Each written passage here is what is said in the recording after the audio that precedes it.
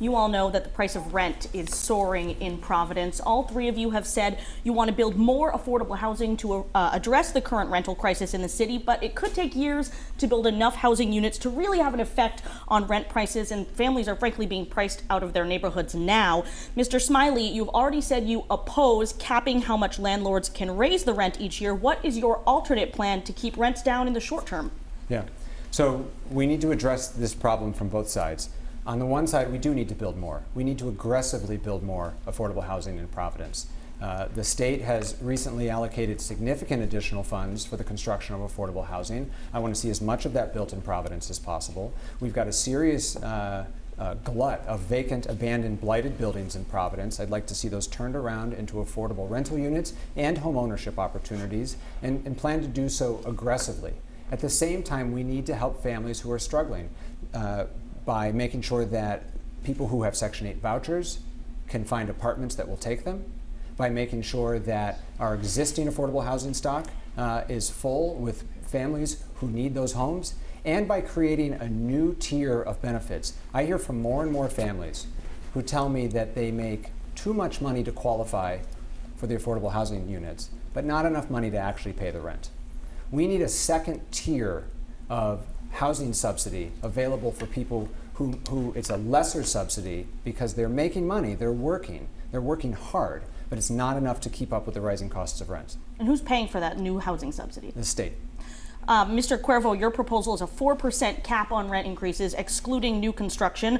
Mr. Smiley says that'll lead to poorly maintained buildings and will hurt landlords. Why do you think he's wrong?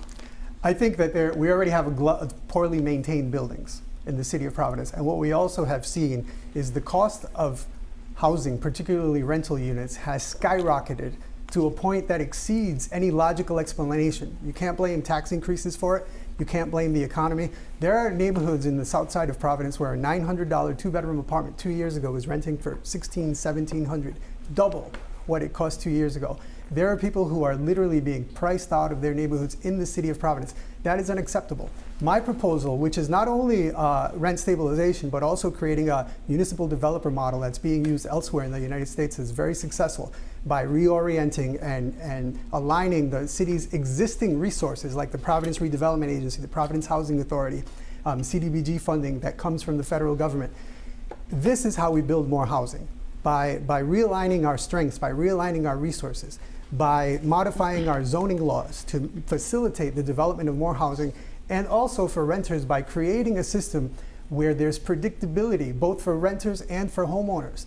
This process is something that will take a conversation.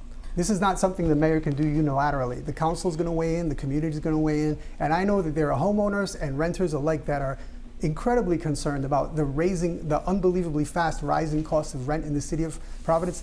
Unsustainable rises. Something needs to be done. I have a plan for that. Do you think that your rent control proposal could have any unintended consequences? For example, a landlord who wasn't planning to raise the rent might feel they need to do so at 4% each year because they know they'll never be able to raise it any higher than that? Well, the reality is that some landlords have been raising it at 10 and 20% each year now. So we need to begin this conversation. We need to develop a plan that works. There are organizations that have been working on rent stabilization processes. There are models to follow in other parts of the country that have worked. It is not true that rent stabilization leads to abandonment of properties. What it leads to is consistency and predictability so that not just working families, but young professionals and artists, the kind of people that have made Providence the remarkable, great place that it is, can continue to live in Providence and don't end up having to move to Fall River and Woonsocket in Central Falls. Okay, Ms. LaFortune, you've said you support some sort of cap on rent increases, but you haven't provided a specific number. What is your proposal exactly? So we do have to get a grasp on the rising rents. In fact, there's a young woman that I met who is a professional young woman who has a graduate degree, single, doesn't have any children, and her rent went up by over $600. And she's saying that she can no longer live in the city of Providence, and in fact might have to leave, and she's someone who's contributed to our local economy. And so it's important that we take a multifaceted approach in addressing our costs of housing in the city of Providence. I actually introduced an ordinance, a tax stabilization agreement ordinance, or a TSA, for a residential TSA, which we would incentivize the development of affordable housing based on the average median income.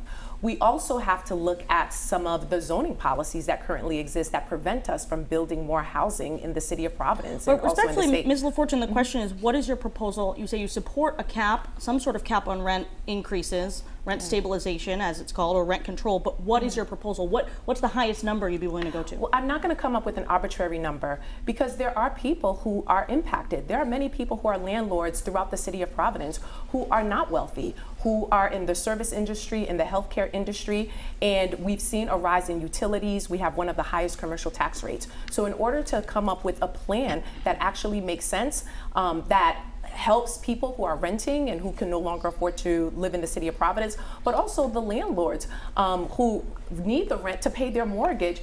We need to bring folks to the table to come up with a number that makes sense, run the model so that it makes sense for the city of Providence. But it has to be a multifaceted approach. And those landlords might be watching tonight, and so are the renters who want to know the answer to this question. You are a sitting city council person. Why don't you have a plan before they go to the polls? It's not about having a plan, not having a plan before they go to the polls. So I have proposed to build more housing. We also have federal dollars that came through to the city of Providence and also the state through the American Rescue Plan Act. I want to work with the state, and I've talked about this in the past, to build more housing, look at some of our old mills, and also we have some empty buildings downtown where we can refurbish and think about how to change those into housing opportunities for our residents and people who wish to live in the city of Providence. But it has to be a multifaceted approach where we're getting a grasp on the rise of rent, but we're also building more housing opportunities. It's economics. The housing stock has been low for quite some time. If we do not build more housing, if we do not look at the zoning policies that have served as barriers in preventing us from building more housing, there's always going to be a housing crisis in the city of Providence. So we need to take a multifaceted approach and one that's sustainable for our city residents.